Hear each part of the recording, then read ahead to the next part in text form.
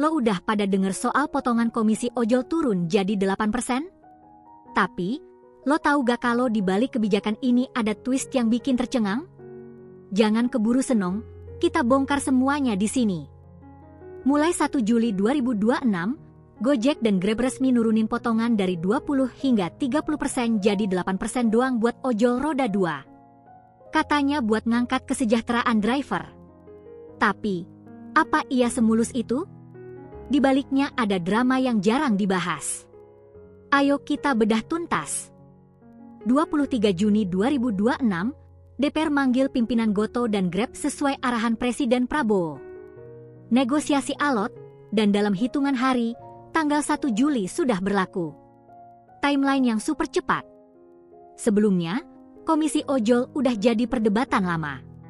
Driver Gojek kena potongan 20%, Grab 25%, bahkan lebih.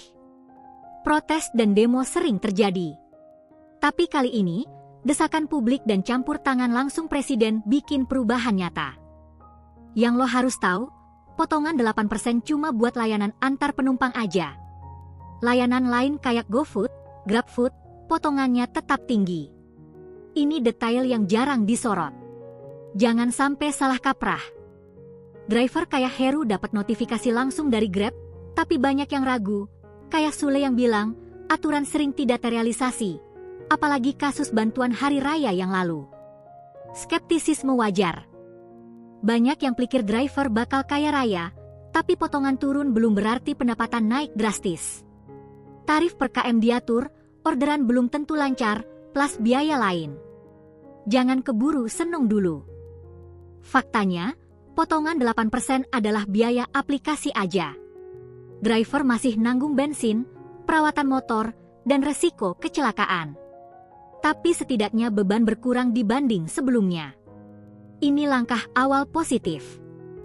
Contoh, orderan Rp20.000, potongan lama Rp4.000 hingga Rp6.000, sekarang Rp1.600. Per order driver untung sekitar Rp2.400 hingga Rp4.400. Duit di kantong nambah, meski belum maksimal. Dalam jangka panjang, kebijakan ini bisa mengubah industri. Perusahaan mungkin cari kompensasi lewat layanan lain atau naikin tarif. Atau malah perang harga. Masa depan gig economy mulai cerah, tapi harus dikawal. Yang menarik, perubahan ini hasil aksi kolektif driver, demo, petisi, rame di media sosial. Suara orang kecil bisa didengar asal kompak. Jangan remehin kekuatan massa. Data, ada sekitar 2 juta driver ojol di Indonesia. Rata-rata potongan 20%, per driver kehilangan Rp6 juta per tahun. Dengan potongan 8%, total dana kembali ke driver bisa triliunan rupiah. Itu bisa ngerangsang ekonomi lokal. Di Twitter, Instagram, TikTok, reaksi publik campur aduk. Ada yang seneng, akhirnya pemerintah peduli. Ada yang sinis, jangan-jangan ini cuma panjat sosial. Driver sendiri punya pandangan beragam. Kontroversi, potongan 8% hanya untuk layanan penumpang. Driver makanan protes, ini gak adil. Apakah ini diskriminasi atau strategi perusahaan? Pertanyaan ini masih mengambang. Kasus ini mirip penurunan tarif telekomunikasi beberapa tahun lalu. Publik komplain, regulator turun tangan, operator nurunin tarif tapi cari untung lewat layanan lain. Ojol mungkin bakal serupa. Jangan lengah. Tapi, tunggu dulu. Ada fakta yang jarang banget terungkap. Jeda, kebijakan ini ternyata erat kaitannya dengan pembelian saham Gojek dan Grab oleh Danantara, badan usaha milik negara. Visual reveal. Jadi, pemerintah punya kepentingan? Apakah ini konflik kepentingan atau kontrol negara yang positif? Twist yang bikin publik tercengang. Jadi, intinya, potongan ojol resmi 8% per 1 Juli 2026, tapi cuma untuk layanan penumpang. Di baliknya, ada kepentingan Danantara.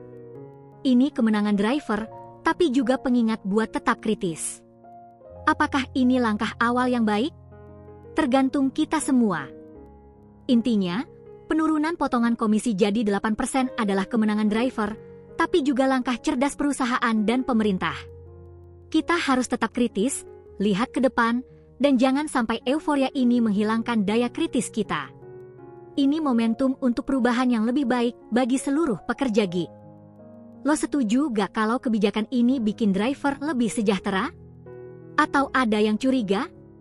Komen di bawah, share video ini ke teman driver lo biar mereka tahu fakta lengkapnya. Jangan lupa subscribe biar gak ketinggalan konten viral lainnya.